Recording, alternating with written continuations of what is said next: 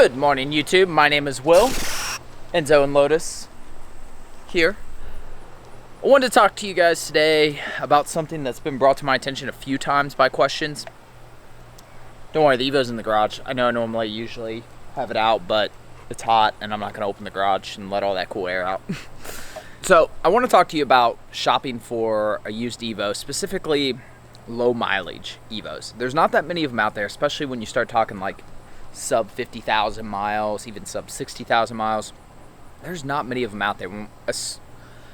Assuming 8s and 9s. I'm not talking about 10s. There's plenty of 10s out there. So I get these questions where people want to know if a car is worth it.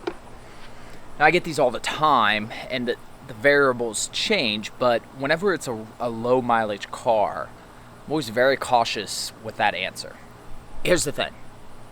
Somebody like me, somebody like you who's watching this video, probably love to have a low mileage Evo, and in the grand scheme of things, paying a few $1,000s or maybe even $5,000 or $6,000 to get that perfect car seems like not that big of a deal. I mean, most recently one of you messaged me, I believe it was an 03, like less than 50,000 miles, and they wanted like 20 grand for it. Now I don't know if this person bought this car or not, or if they're going to pursue it or anything.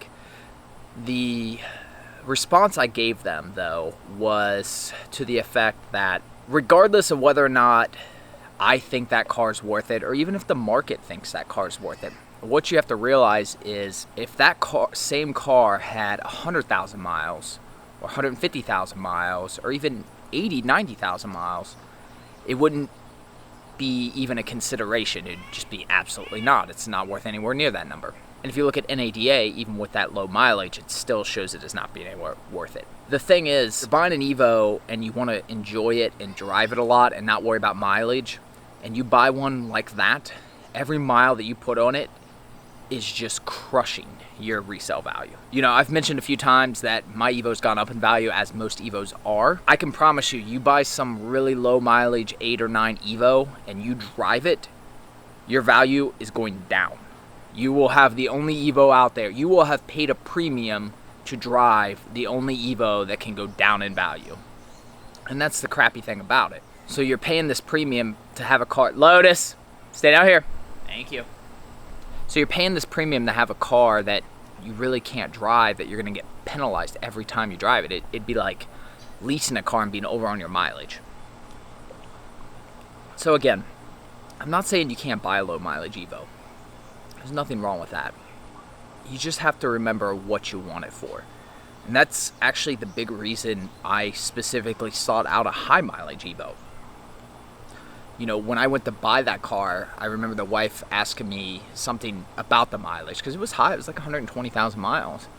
And, you know, she knew that I'd been looking for a long time, and she was like, you know, basically to the effect of, would you rather maybe buy a nicer one, or maybe wait and buy one with lower miles or something?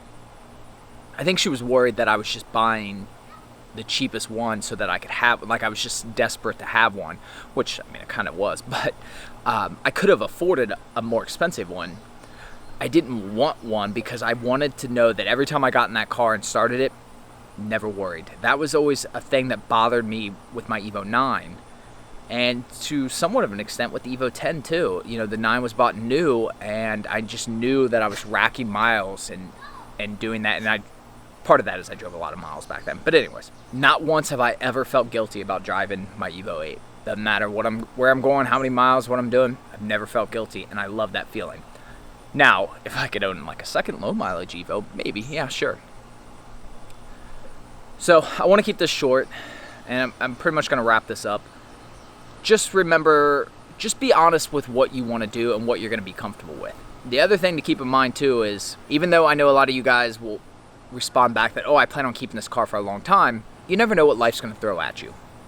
And if you pay a premium for a low mileage car, you may have a harder time selling it quickly and getting anywhere near that price. So just keep that in mind too, that you're going to own something that, while desirable, isn't necessarily easy to sell. I've talked in past videos about credit unions and everything.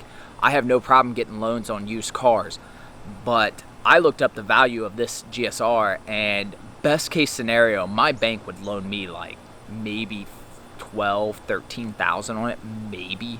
I was actually gonna buy this at 20. That means $9,000 out of my pocket. So somebody who can actually finance a car of that age has the ability, has the credit, has the income, and I still have to come up with almost 50% of the value out of pocket. That's tough to sell when you're on the other side of that, because you need somebody who's either going to pay all cash or can pay a good chunk of cash. So it just makes it harder. So just keep that in mind. Other than that, appreciate you guys as always. Subscribe for more Evo content. Like if you enjoyed the video. Comment below. Let me know your thoughts on low mileage cars and your experience maybe with buying or selling them. Other than that, appreciate you guys. I will be at the shootout. If you're going to be there, let me know or look out for me. If you're going to have your Evo there, DM me on Instagram if you'd be interested in maybe getting a video in, or let me use it for some video props, or I don't know. We could work out some details, but message me on Instagram about that. Other than that, I will see you guys tomorrow.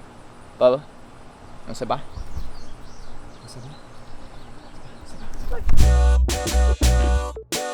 You're one and only.